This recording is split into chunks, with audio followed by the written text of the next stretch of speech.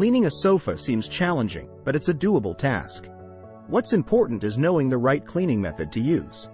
There are two ways to clean your sofa: the dry method and the wet method.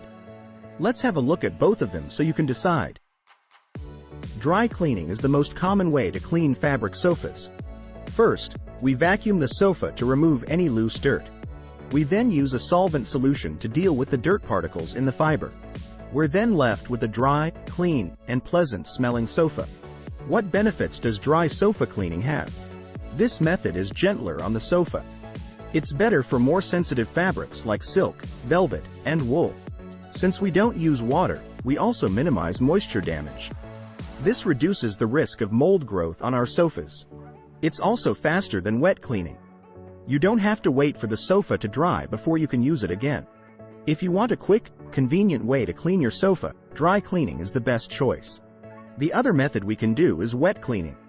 This involves using a hot cleaning solution to clean the sofa fabric. Washing the sofa is effective for removing stains.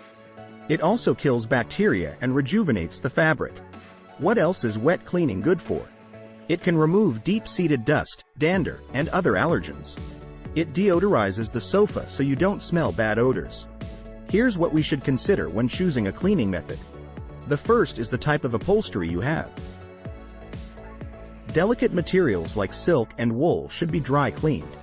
Tougher fabrics like nylon, polyester, and linen can handle wet cleaning.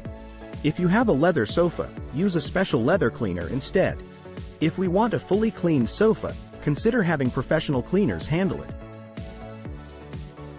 These experts know what solutions work best for your upholstery. If you want more useful cleaning tips, like our video and subscribe to our channel. Don't forget to click the notification bell to stay updated on our latest videos.